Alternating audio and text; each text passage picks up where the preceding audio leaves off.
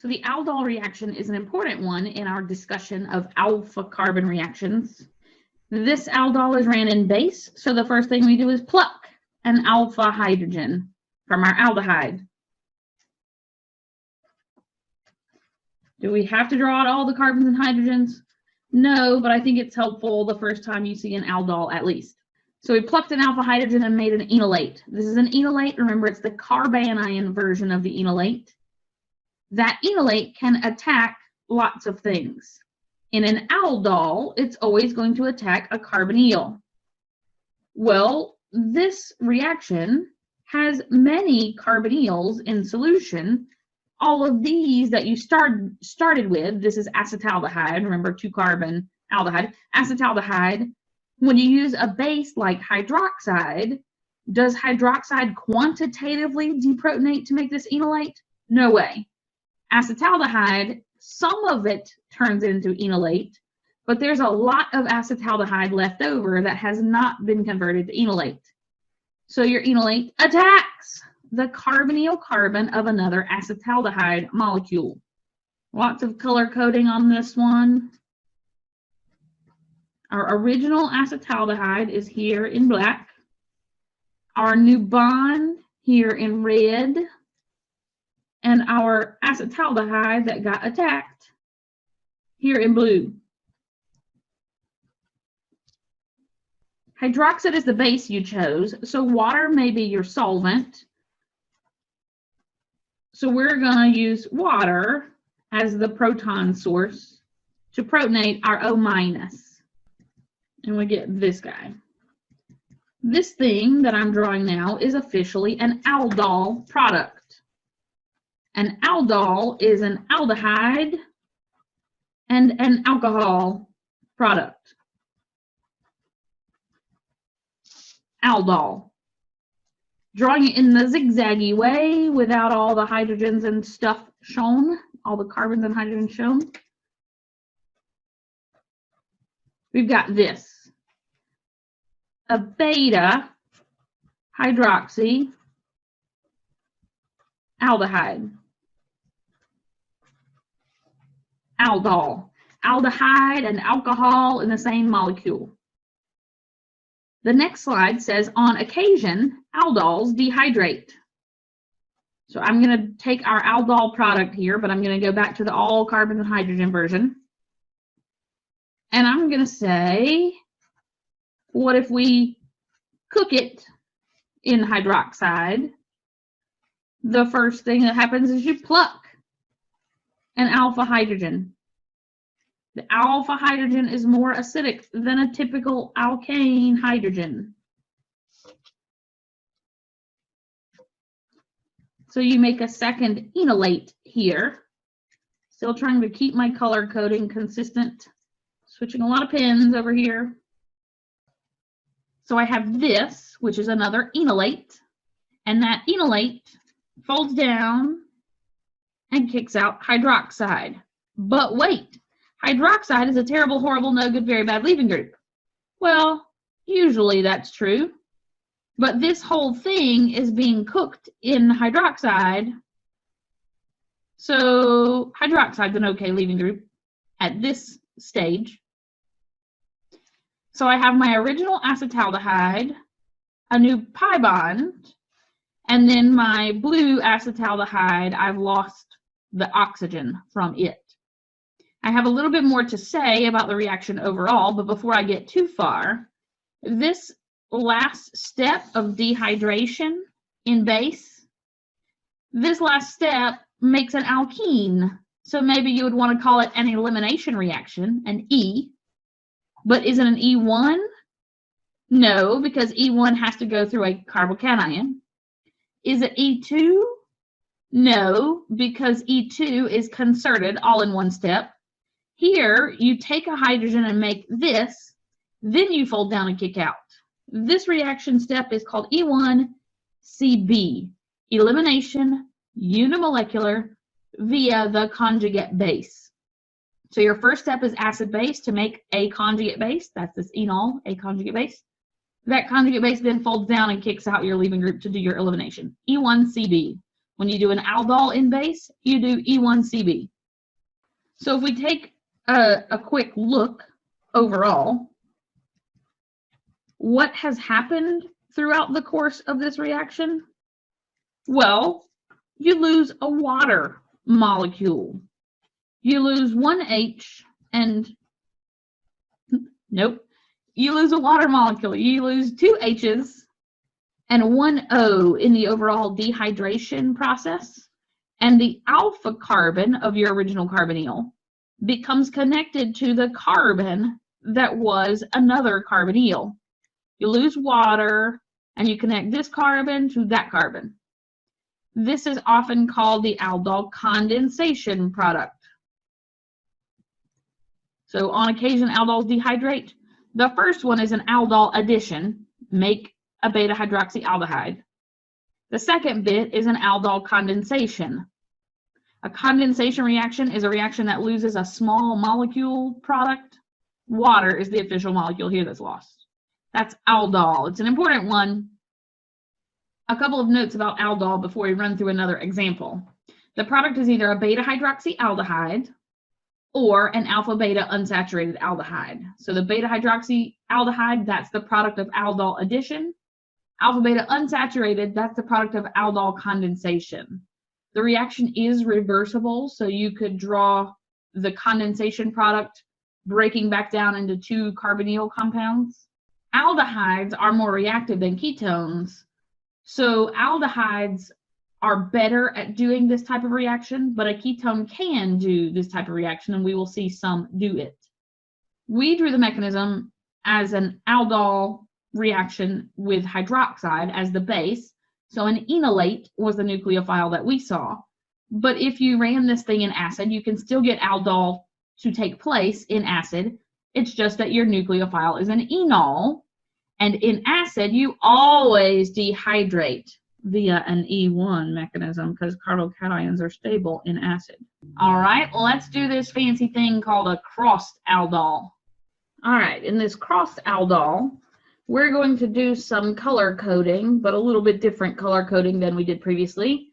We're going to have a blue aldehyde and a pink aldehyde. We're not going to walk through the whole mechanism, but we're going to talk through how this thing could work, or really how this thing does work. We're going to do it in sodium hydroxide, just like the last one.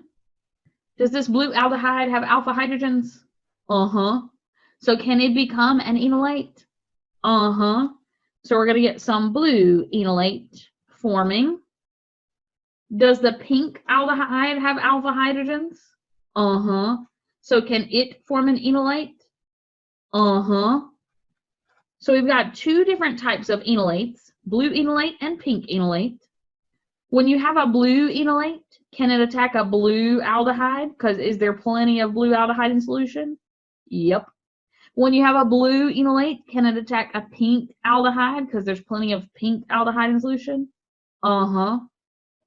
So if I have blue enolate attacking blue aldehyde,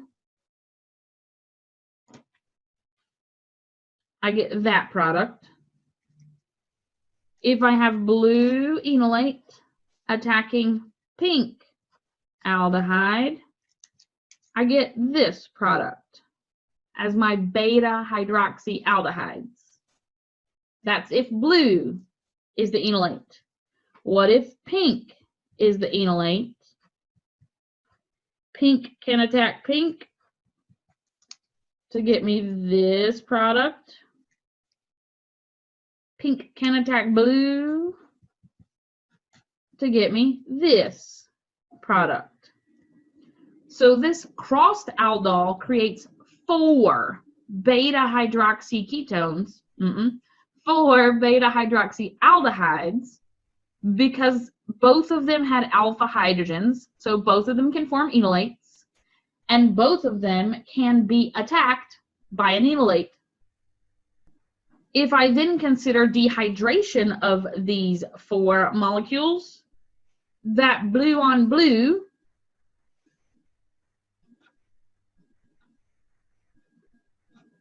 dehydrates to this.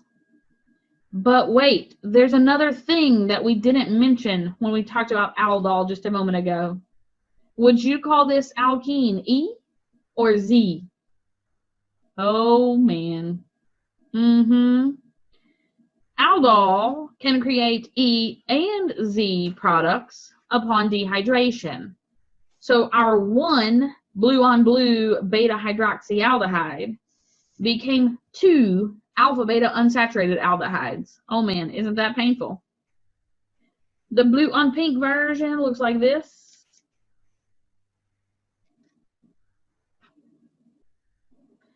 Slash like this. One is E, one is Z. I hope you know who's who. The pink on pink.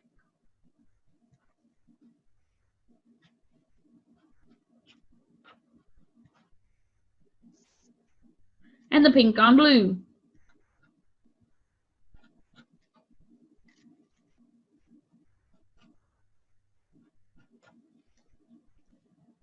So this crossed aldol creates 8 potential dehydrated aldol condensation products. Huh, that's a mess, right? It's very helpful to control a crossed aldol sometimes. And there are 3 main methods to do that. Let's talk through those 3 main methods. Method number 1 says, react an aldehyde which has no alpha hydrogen with a ketone which has only 1 type of alpha hydrogen. Let's make something up. React an aldehyde which has no alpha hydrogen with a ketone which has 1 type of alpha hydrogen. So this has 2 sets of alpha hydrogens, but because this molecule is symmetric, this side and that side alpha hydrogen are the same. So who's capable of making an enolate? Only the ketone. So we're going to get the ketone turning into an enolate, like so, if we did this in hydroxide, we'll say. And then what's more reactive, aldehyde or ketone? Aldehyde, hopefully you said that.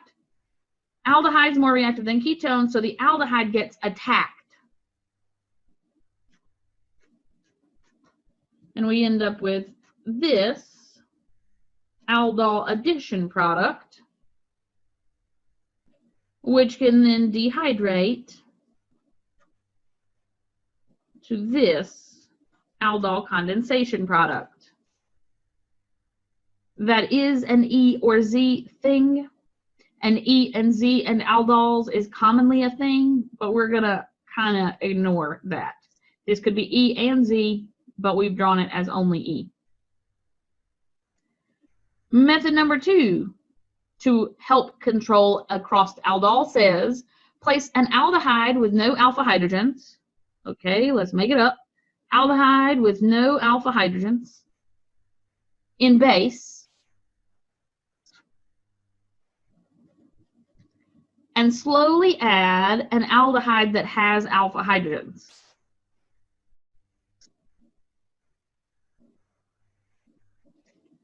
So an aldehyde that has no alpha hydrogens in base and slowly add an aldehyde that does have alpha hydrogens. Who's going to become the enolate? The aldehyde that does have alpha hydrogens. Okay, then why are you slowly adding it?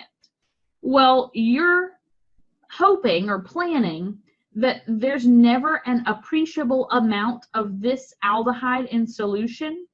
You want that aldehyde to drip into solution and become deprotonated soon after it gets into solution, because if you do that, it ensures that this becomes aldehyde, and this is the thing that gets attacked. So we're not drawing mechanisms here. This is the aldol addition product. This is the E version of the aldol condensation product. We're not worried about E or Z. It is a thing, but we're not worried about it. And finally, to be conservative, method number 3 says LDA. What does that matter? This is the most flexible method. We introduced LDA in the last video. Hopefully it's familiar to you. LDA quantitatively deprotonates things. So we could do something like this aldehyde plus LDA, and then add even a ketone, which is not traditionally easy to attack in an aldol. This plus LDA ensures that after step 1, you have this and only this in solution. You have absolutely no propionaldehyde that is left over. All of it has been converted to enolate. So then that enolate attacks the ketone or whatever thing that you add next. So that ketone becomes that. That's the beta hydroxyaldehyde version. The dehydrated version. Ta-da! Isn't it nice that that one does not have E and Z? Crossed aldols, you need to know how to predict the products of them, but they can also get a little confusing because they make so many products. You need to know how to control them as well. The next slide just says predict the product, but we're going to go further than that. We're going to draw a mechanism. But before we are able to draw a mechanism, we have to figure out what the heck should be happening in this reaction. This is TSOH, tosic acid. It's an acid like sulfuric. It's just soluble in organic solvents. So am I going to pluck an alpha hydrogen and make an enolate? No. I'm going to make an enol, and that enol will attack a carbonyl. But I have 2 carbonyls. So which one's going to become an enol, and which one's going to attack what? Oh boy. Even when an enol is acting as the nucleophile, it's the alpha carbon that is the nucleophilic atom. So if this alpha carbon was your nucleophile, it could attack that carbonyl. If this alpha carbon were the nucleophile, it could attack that carbonyl. And it would close up and make a ring that's 1, 2, 3, 4, 5, 6 carbons big. Let me actually put letters on here so that I can refer to those a few times. So carbon A would attack carbon F, and it would make a 6 ring.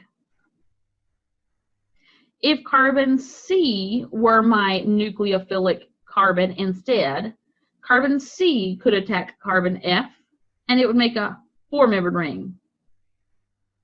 That's not the greatest. 6 sounds much better. If carbon E were my nucleophilic enolate, enol carbon, carbon E could attack B,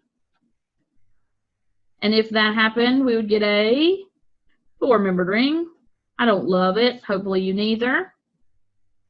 If carbon G were my nucleophilic carbon, carbon G could attack carbon B, and I'll get a 6-membered ring. So A attacking F or G attacking B sounds best. If you want to try to construct A attacking F, you end up with something a little bit wonky. That might be too many carbons. Yep, it is. 1, 2, 3, 4, 5. 1, 2, 3, 4, 5, 6, 7. You get a bicyclic kind of thing like this. Do bicyclic things exist? Absolutely. But would we make something wonky like that when some other option is available? Nah. Well, let's have G attack B. So all of that discussion was to say what attacks what. Now it's time to draw a mechanism. Yep. So I'm going to do something that I will allow you to do as well. This is an acid, so the first step is turn this FG thing into an enol, because it's the enol that behaves as the nucleophile, not an enolate. Are you responsible for knowing a tautomerization mechanism? Yes, and you're going to have to draw some in your online homework stuff. But we're going to avoid drawing that right now to just give me this enol. When you're in acid, it's common, as we have seen previously, to protonate the carbonyl oxygen before you attack it. So let's do that. And then everything is poised and ready to go. Attack the carbonyl carbon. I'm going to do one more step and fold down electrons like that while I attack. What that results in is carbon G becoming connected to carbon B. You should go through and count and make sure you understand why this happens this way. But carbon G is this one. G. And it attacked carbon B. We'll put those other letters on there in red for good measure. Carbon F should have a doubly bonded oxygen with a hydrogen still on it. Carbon B should have an OH. Some base in solution. Let's clean up this positively charged thing first to get me here. This is my beta hydroxy aldehyde, except it's a ketone. This is a typical aldol product. However, when you run an aldol in acid, it should always dehydrate. So we're going to use some more of our tosic acid. Protonate my OH to make a better leaving group, because in acid you need it to be protonated before it leaves. And then let it go, let it go. Can't hold it back anymore. You're welcome. To get me a carbocation, looking like E1 here. Some base in solution. Takes another alpha hydrogen and folds in electrons to make this thing. What is this thing? This thing is an alpha, beta, unsaturated ketone. It's the aldol condensation product. Magic. We'll do one more quick predict the product together. And then you're going to have to do some on your own. I hope that you see two carbonyls in the same molecule and you say, uh-oh, this thing gonna make a ring. It's gonna close up and make a ring. But you have to figure out what size ring should it make. This one is in base, so we have to consider a couple of things. Which carbon numbers could be enolates? Carbon 1, carbon 3, and carbon 7 could all be enolates. If carbon 1 is an enolate, it's going to attack carbonyl 8. If carbon 3 is an enolate, it's also going to attack carbonyl 8. If carbon 7 is an enolate, it's going to attack carbonyl number 2. 1 attacking 8, 8-membered ring, no good. 3 attacking 8, that's a 6-membered ring, that's better. 7 attacking 2, uh-oh, that's also a 6-membered ring. 1 is better than the other. But, 1 is better than the other. This is a ketone. This is an aldehyde. Are those things created equally? Are those electrophiles created equally? Who's the better electrophile? The aldehyde. So who should get attacked? The aldehyde. So we're going to make carbon number 3 into the enolate, and we're going to make it attack carbon number 8. Not walking through all of the mechanistic details, we're going to have this enolate. It's going to attack this carbonyl. We get a 6-membered ring. I probably should have been consistent with my numbering from before. Let's do that. Carbon number 3 and carbon number 8 get connected. I did not specify where those things were. I just slapped some numbers on my 6-membered ring. if carbon number 3 attacks number 8 should have an O- on it. Number 3 should have carbon number 2 and carbon number 1 connected. And carbon number 2 should have a carbonyl. You have to protonate to get your beta hydroxyaldehyde, beta hydroxyketone thing. So you get this. This is and should be your appropriate predicted product. Because it's not ran in acid, it does not count. You should not predict it dehydrated. However, if you put a little heat on it from the beginning, heat promotes dehydration. Heat promotes elimination. So if this reaction were heated, then you should predict this as the product. But that's if and only if it's heated. So you'll know from the beginning, sodium hydroxide and heat means dehydrate. Acid means dehydrate. And there's one more thing that means dehydrate.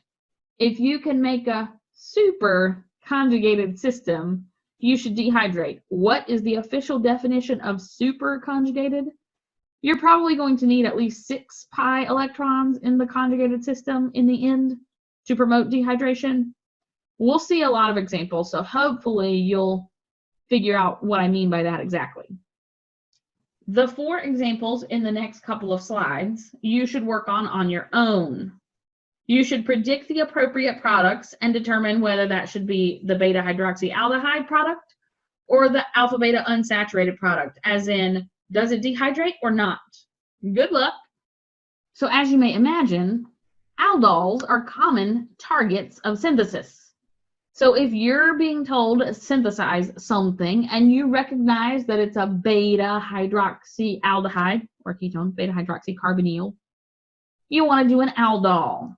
Remember, aldol always makes a bond between the alpha carbon and the beta carbon, and it's specifically the alpha and the beta that has the OH on it if it's a beta hydroxy. If you recognize that it's an unsaturated compound, alpha beta unsaturated, you're breaking the bond between the alpha and the beta. Again, aldol makes alpha beta bonds. It makes carbon-carbon bonds, alpha beta carbon-carbon bonds. The carbon that is the beta in the target molecule used to be a carbonyl carbon. Yeah? Yeah. Can you look at this giant molecule and detect that it's an aldol product? I hope so. Good luck.